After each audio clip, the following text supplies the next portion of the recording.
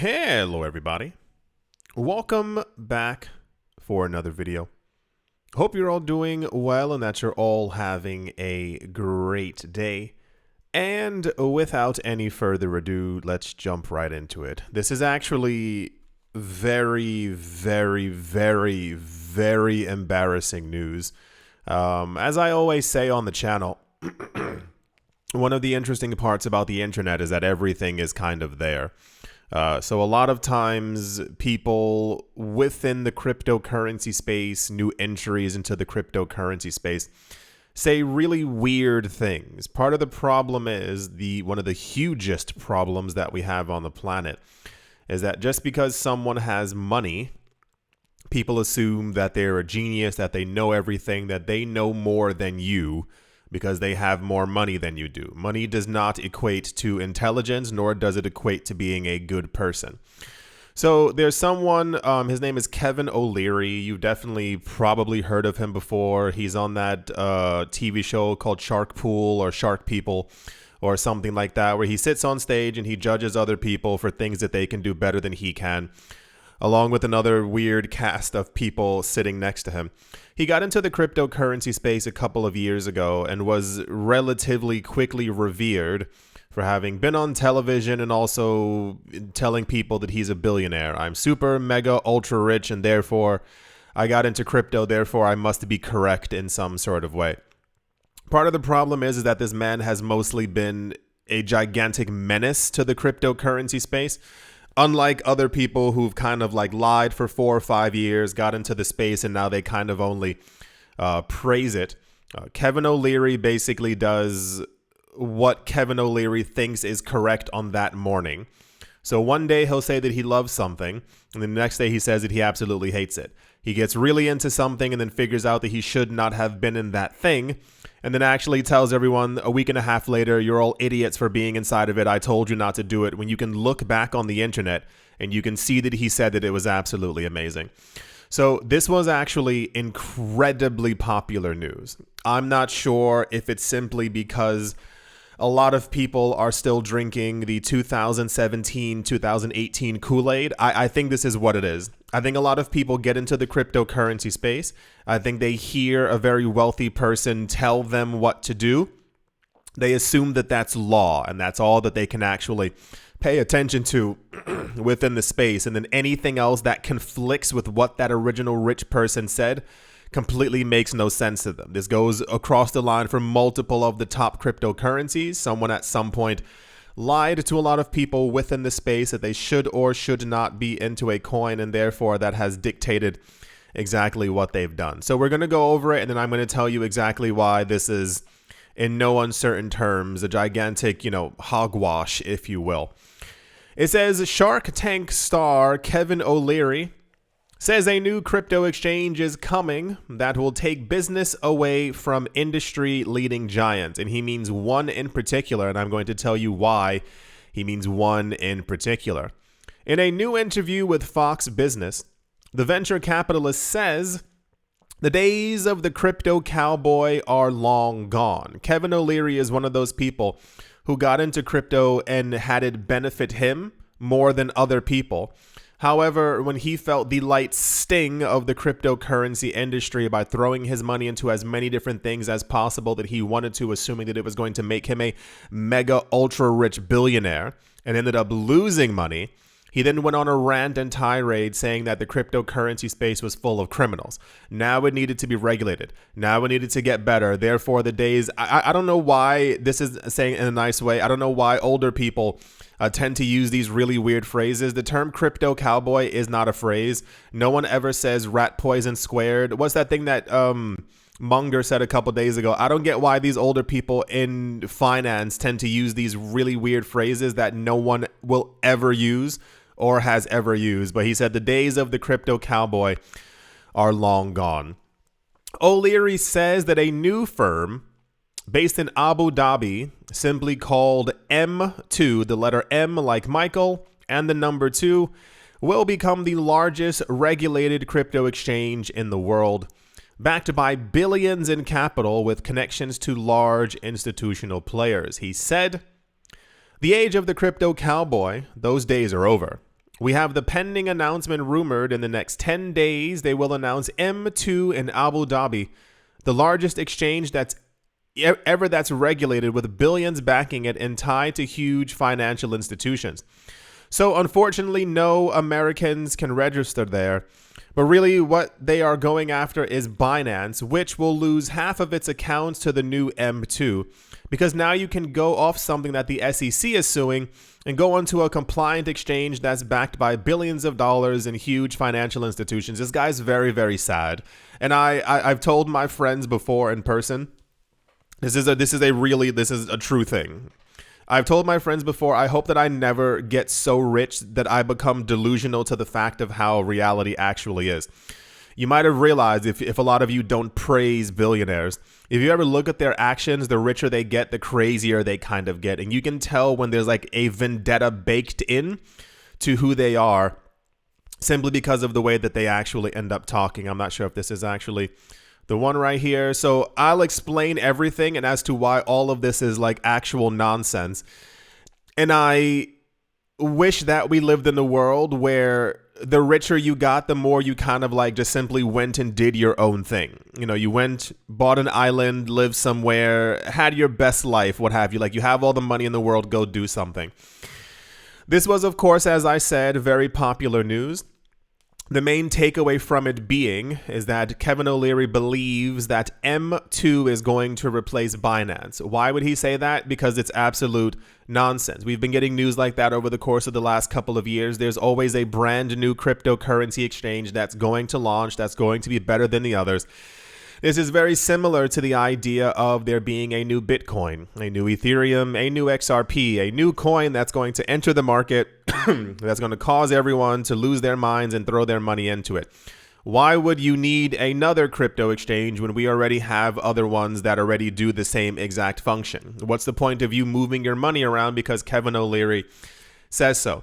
For those of you who weren't here a number of years ago within the cryptocurrency space, Kevin O'Leary kind of rocketed his way into the crypto space at a very opportune time when prices were going up very high, similar to many other cryptocurrency YouTubers that I'm sure you've seen reemerging. What they do is that when the prices are down, they don't care about you. But the moment prices begin to go back up and they know that they can get your views and therefore also your money, they begin to tell you how amazing and awesome and wonderful the cryptocurrency space is. Kevin O'Leary got into the cryptocurrency space just around the time the cryptocurrency prices were beginning to move up and boom once again.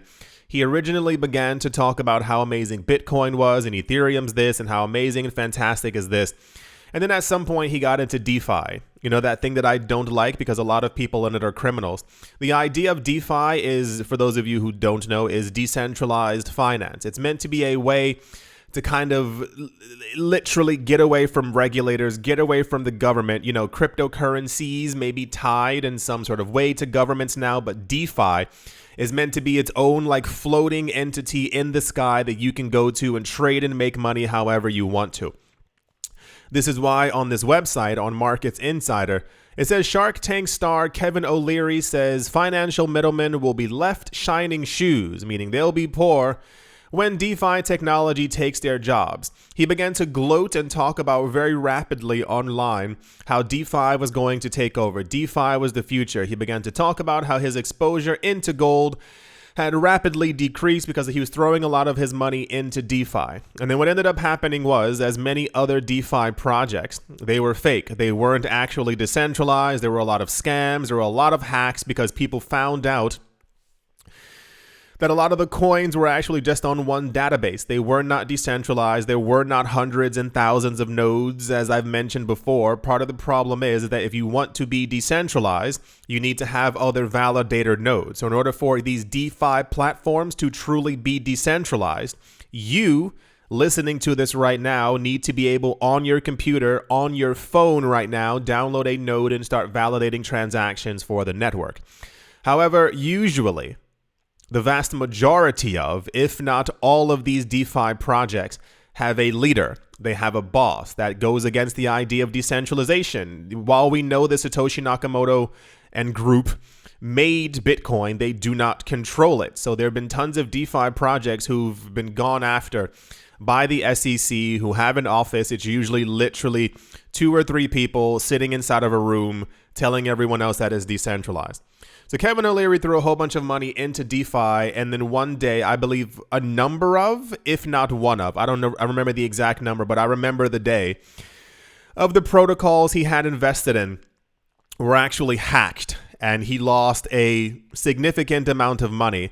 And that's when Kevin O'Leary he went completely insane and began to talk about that crypto, unregulated crypto, is absolutely worthless, and how the SEC has to step in and do something about it, and how the SEC has to make sure that they're going after these bad players, which was very interesting because before that he was talking about the not need for regulation because we had DeFi and how amazing DeFi was and how much money he was making in profit. But the moment he loses money in a worthless protocol, he then tells everyone else that unregulated crypto is worthless and how the SEC has to step in to make sure that they really get this place in order. That was kind of like strike one for me when it came to Kevin O'Leary. I already hate the idea of these people being in the space and telling other people what to do. It's one thing to be a significant portion of news for you to understand that these people are in the cryptocurrency world and they're trying to absorb all of the coins that are literally meant for you. We've gone over that thousands of times. Bitcoin is meant for the average Joe. Bitcoin is not meant for people who are already rich. It's meant for us to get away from the old system so that we don't have to rely on the corruption and toxicity that we saw in the 2008 and 2009 crash. So once he began to lose money, his entire attitude on the cryptocurrency space began to change, and he began to talk very weirdly about what people should be doing within crypto. For those of you not looking at the screen, it says Pro XRP lawyer wonders why Kevin O'Leary is still obsessed with Binance and Changpeng Zhao, and I found the exact answer. It's very, very easy. Over the course of it's been about a good year and a half, almost 2 years. Kevin O'Leary made a massive shift in how he began to talk about the cryptocurrency space. So not only was Bitcoin not the grand king that it was before, not anymore was the idea of DeFi being this ultra fantastic, mega wonderful thing, but he began to talk quite heavily about Changpeng Zhao in particular. Now, I went over that before this was maybe even a year or so ago. For those of you who don't know, the cryptocurrency space is filled with people who just should not be in the cryptocurrency space. That's the nicest way that I can form those words together. Everything around us always has to do with money. That's just the way that the world currently works that we're living in. Part of the problem is that when it comes to like really big sums of money, there's always some type of a weird narrative behind it.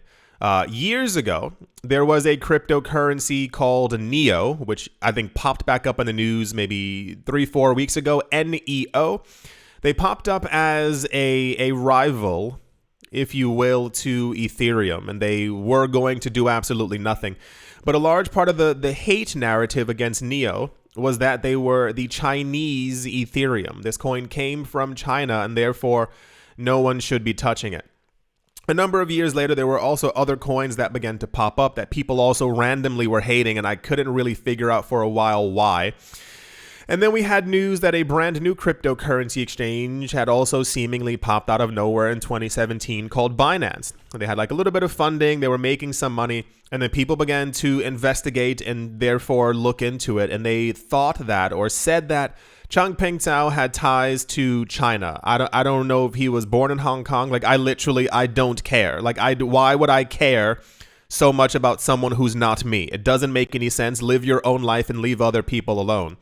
However, that's not the mindset of a lot of people on this planet, and they began to look into it, and people began to call Binance a scam because they thought it was from the Chinese government, and therefore the Chinese government was literally trying to get everyone's crypto.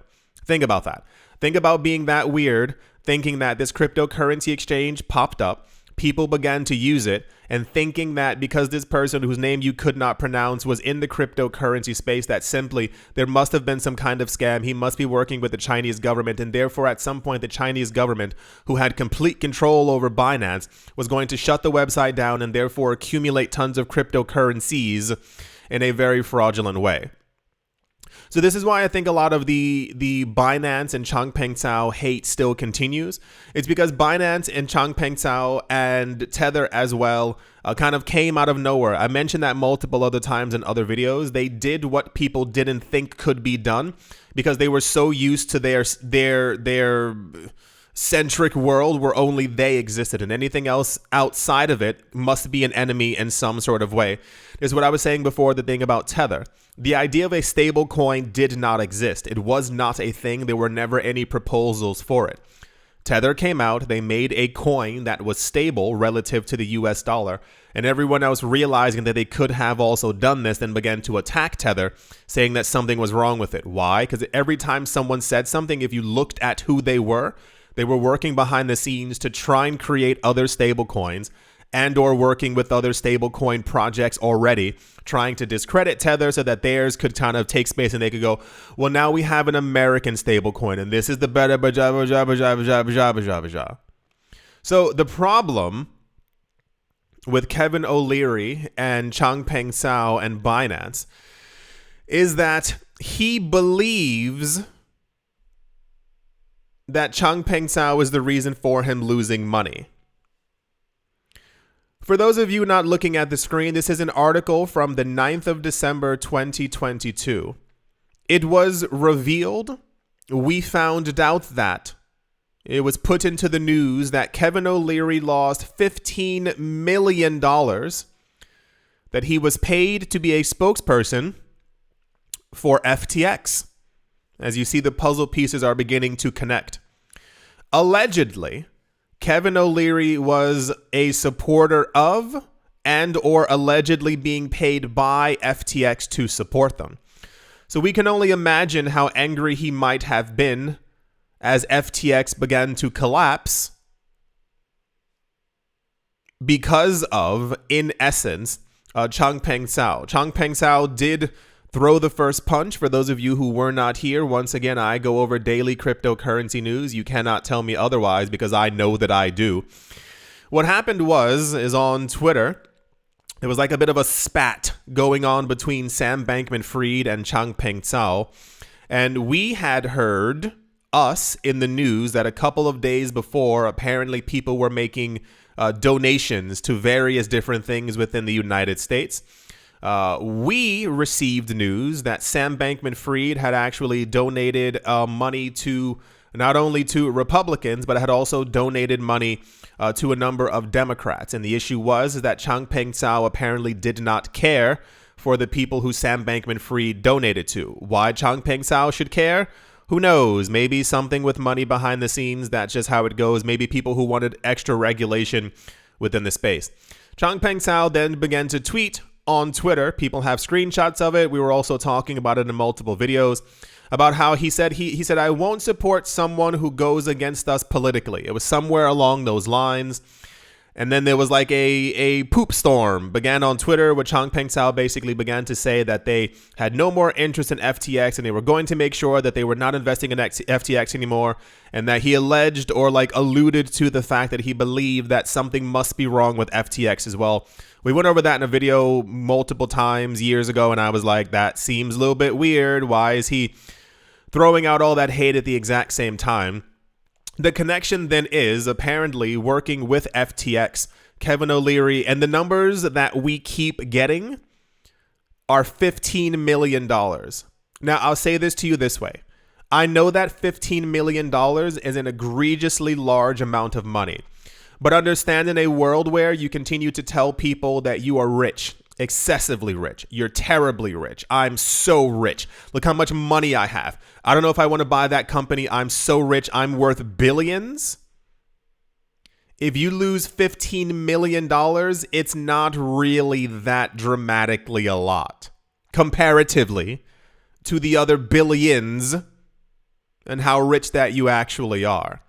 So since that moment, since that day where Kevin O'Leary allegedly lost $15 million that was allegedly going to be paid to him from sponsoring FTX, he basically went on this incredibly weird tirade talking about how Changpeng Cao was a terrible person, how Binance must have something wrong with it. It can't just be, first of all, and I will agree with this point, it's not just FTX. We've gone over that 1,000 times. FTX really didn't do anything else that every other crypto exchange and financial institution is already doing.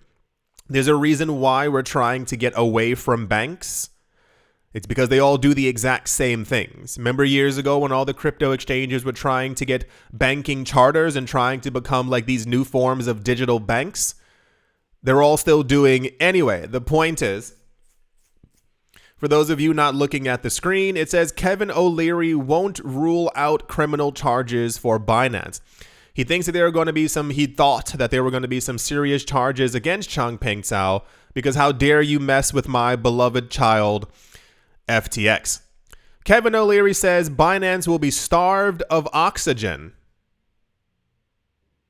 Think about saying that sentence out loud.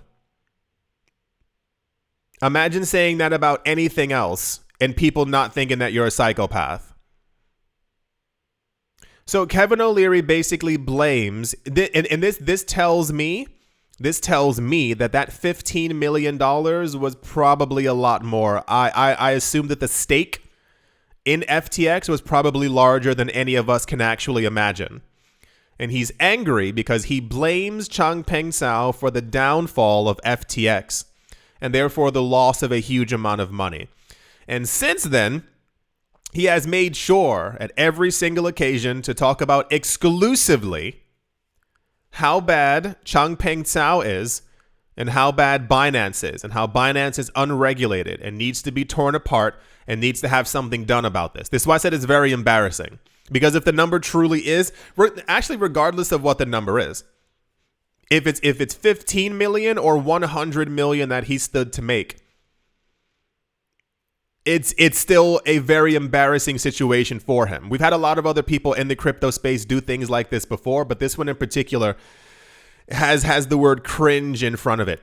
Shark Tank investor Kevin O'Leary hits back against Binance CEO calling him a liar. Yeah, because Changpeng Zhao was like, dude, who are you? Like, what are you talking about? And then Kevin O'Leary went on this other tirade as well across multiple different cryptocurrency, whatever, it doesn't really matter. Kevin O'Leary was also recently in the news, and now he's quite angry because apparently he didn't get something that he wanted. And he says that he doesn't think that there's going to be any Bitcoin ETF approval until the end of 2025. Why he said that? I assume because he's throwing some gigantic, weird tantrum. But the news of the day is this news was incredibly popular. Let me not understate that. Is that Kevin O'Leary says that this new crypto exchange called M2 is going to take over Binance. And now you know exactly why he exclusively said Binance. There's a reason why he didn't say Kraken, why he didn't say Coinbase, why he didn't say Gemini. He has some really weird, sad vendetta against Binance, as many other people did. We'd have a completely different market if it weren't for, and I say this nicely, if it weren't for bad players and like certain people who got into the market. It's like this really weird toxicity that they like have on them that they made sure to bring with them into the cryptocurrency space where only they can be correct, only they can be right, only their money actually matters. And they don't really care. That the problem is, in essence, is that they don't care about us. I'm not expecting them to run up to us and hug us and tell them that they love us. But when you get into our market, you, in essence, should be playing by our rules. You are here, or should be here, for decentralization, for spreading crypto around the world, for telling people, like, I don't want to use the word magic, but what crypto is actually for. It's meant for the masses. It's not meant for the oneses. It's not meant just for you. So what's going to end up happening is, regardless of how much funding they actually have or how big or whatever, the movement for actual cryptocurrency exchanges is actually relatively organic. The reason why Binance became so popular is because they did what other crypto exchanges at the time refused to do. Coinbase only had around 5 or 6 coins on their platform. Gemini only had Bitcoin. And I believe Kraken maybe had around 10 coins as well. Kraken was popular because they were one of the only exchanges that actually had XRP. This is where Kraken's popularity came from. For a year and a half, everyone kept on asking, can Coinbase, can you please list XRP? And one of the only big exchanges that did it, if not the only big exchange that did it, was Kraken. So they got the market share. So then Binance came along and they were like, why is everyone else only listing 7 or 8 different coins when there are at least 200 very popular coins? So Binance launched and they said, we have every coin here. So of course, organically, people are going to go, oh my gosh, they have everything, and then go to them. So unless M2 is listing 37,000 different cryptocurrency coins, they're not going to be the most popular. This is not the first time that a new crypto exchange is launching that's backed by venture capitalists, that is backed by billions of dollars in capital. It happens all the time. It's just that everyone is trying to get a piece of the market share, and it doesn't always end up that way. So yeah, that's the Kevin O'Leary is just do something else. Just do anything. Imagine 2 years of wasted effort trying to make sure that you take down or talk down to or about Changpeng Zhao and Binance. Go live your life somewhere. Go make a new business. Like, I don't know, go buy a golden car. I don't know. Anyway, that's the new crypto exchange called M2 is launching. I assume he said the next couple of days we're going to hear about it. And then by the middle of next year, we will hear stories about how many people are using it. But odds are they will not be as popular, especially if Americans can't use it. Like, what are you talking about? Okay, that's the Kevin O'Leary news. It's very sad. It's very like, okay, let's move on. Also, I guess that makes a lot of sense.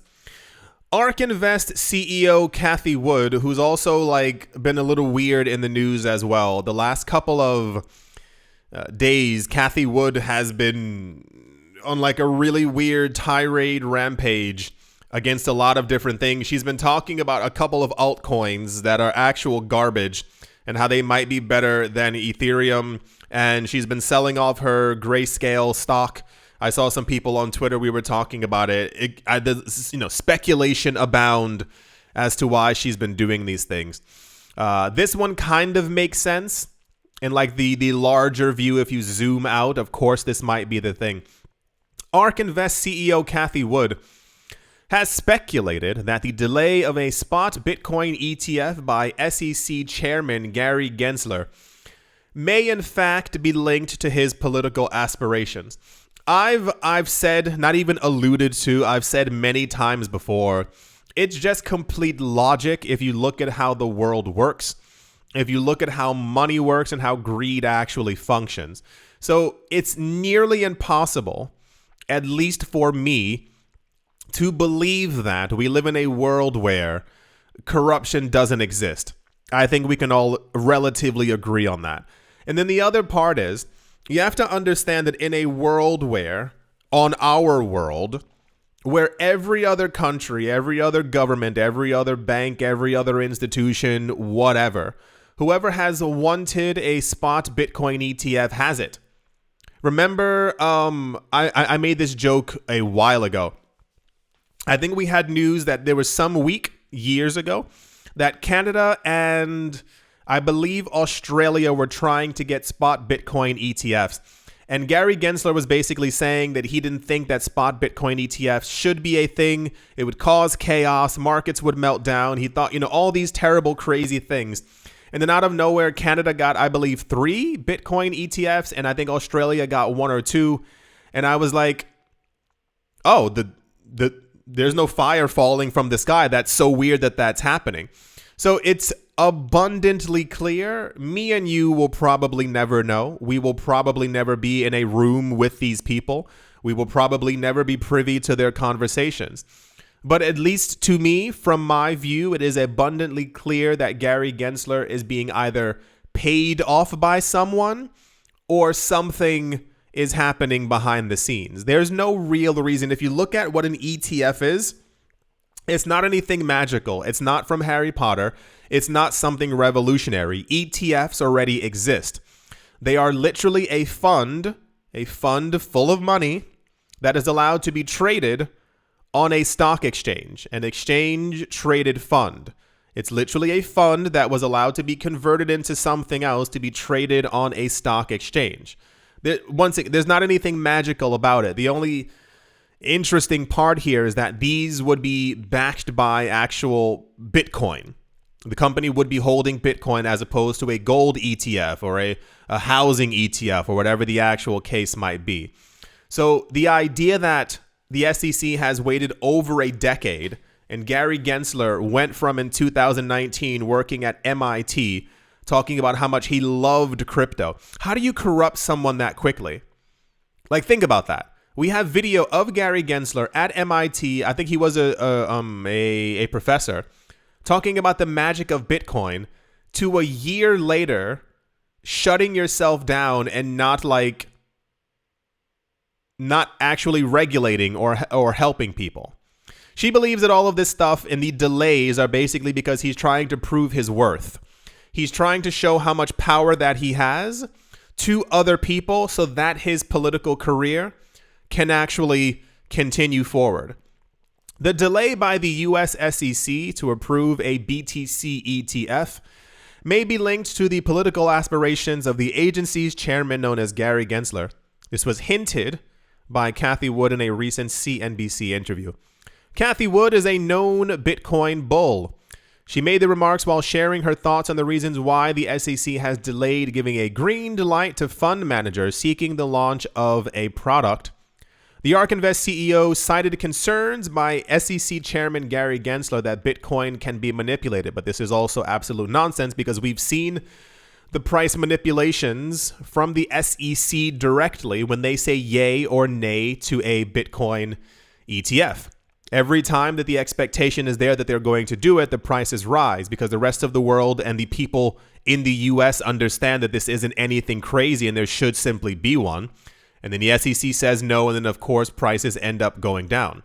But the gold market is manipulated, as is silver. You can find articles. There were people who came forward multiple times from large institutional banks such as JP Morgan, etc., who used to work there, and they said, no, we were told to manipulate the prices of these assets. We were told to do this to them. We were told to so that any 1% movement was done by us so that we could actually trade on that 1% and make the bank $100 million per day. We know that the housing market is manipulated. We know everything on this planet. You can't simply say that it's just Bitcoin alone. That in itself, Gary Gensler, is in a form of lying and or fraud. You can't simply point out this one thing. It's like people saying, well, people use crypto to launder money. No, the largest launderer is actually the US dollar. It is the most liquid form of an asset that we have on this planet, and people choose to launder money in the US dollar over the euro or the yen, especially more than Bitcoin, because it's relatively untraceable. If you get a chance, watch a documentary. Some of them are really good. Watch a documentary on oh gosh, what is it even called? Like fake currencies that come from South America. I can't think of what it's called right now, but basically like there are places in South America. It is fascinating. These people basically print or make US dollars that look exactly like the one you had in your wallet 15 years ago when you were actually using cash. And they were showing how they get them into the States. It is the way that the human mind works. So there was one company, or rather one set of people who were making these fake dollars, and they were showing how they got it into the States, and they were actually using books and like the inner lining of the book, like school books, like school textbooks. And the inner lining of the books, you had to like peel them back. Like remember, like you must remember, like back in school, if you opened up like the first page, it was like that thick, like a really thick cover, and it always had that like white sheet that kind of like almost like went to the edge. They would peel those back, and there were actually tons and tons of dollars underneath them. And they were showing like this is how they got like in one way like 100K into the country from like delivering 20. Is very, very fascinating. The point is like it's the US dollar. The US dollar is the most used thing on the planet, and that's the thing like where most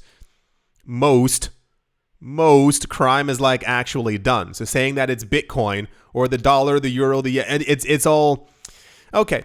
However, she argued against such a view, sharing a widely known fact that Bitcoin is a decentralized, transparent network where anyone can follow all the activities online. Bitcoin's decentralized and transparent nature means that there might be another reason why the SEC has been reluctant to approve a spot ETF. The reason why Bitcoin is allowed and legal in nearly everywhere on the planet is because you can trace transactions. This is why there's been such a dramatic push by governments and Visa and MasterCard and PayPal and MetaMask for you to link up your cards to all these things so that they can see where all of your transactions are going.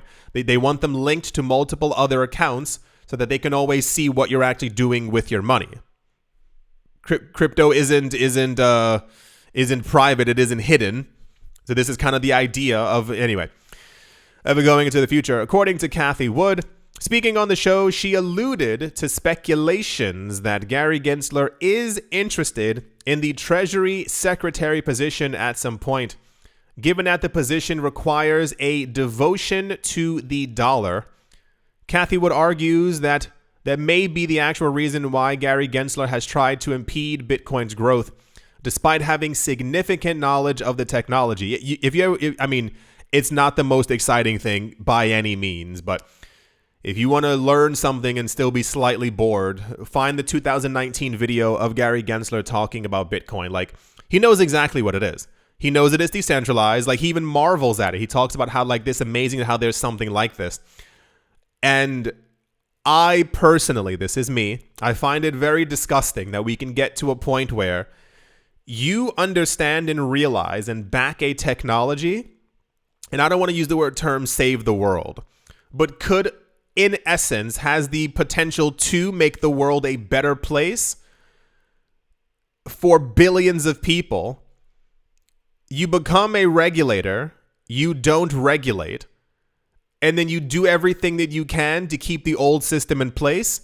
That means a large amount of money is flowing through somewhere to be able to get that level of corruption. And I find it quite disgusting. We've never heard this theory before as far as his political aspirations. I've simply gone with money. People pushing money around and moving briefcases usually ends up being the entire point when it comes to a lot of these things. But yeah, hopefully at some point the cryptocurrency space can move on. The weirdest impediments, the weirdest blocks in front of us have just been a Bitcoin ETF and regulation. Think about it. Think of everything else that we've gone through. All the other places in the world that have proper crypto regulation. The ones who've banned crypto, cool. Live your best life in the Stone Age. That sounds absolutely fantastic. But we've kind of gotten to the point where nothing is really holding us back anymore, except for Gary Gensler. Think of that. He's the only thing really standing between us and actually moving forward as a society. This one person. And I think once we have a Bitcoin ETF, I think all of his power kind of dissipates because we no longer really need him to stand in the doorway anymore. He's no longer the bouncer. We already have what we kind of came for. This is why I think it's taken over a decade, because the SEC knows this is their last big domino that they have. They've gone after multiple cryptocurrency companies. That didn't work out. Or they keep finding them $7 million or here, give us 15 million. But everything else is why they were going after Ripple and it didn't work out. So I think this is kind of their last play. And after that, we know that crypto is here to stay. We know that all the institutions are into it. We know that, all the accumulation and all the price predictions and all the things, for 2023 and 2032 and et cetera, et cetera. You know what I'm saying? Yeah. So at some point, I think that's going to do it for this video. I do sincerely hope that you have all enjoyed. I do hope that you all are having a great day, morning, afternoon, evening, wherever you are, wherever you might be. I do hope it is absolutely fantastic. Thank you all once again for watching, listening, liking, commenting, and or supporting. And I will most certainly be talking to you all soon. See you.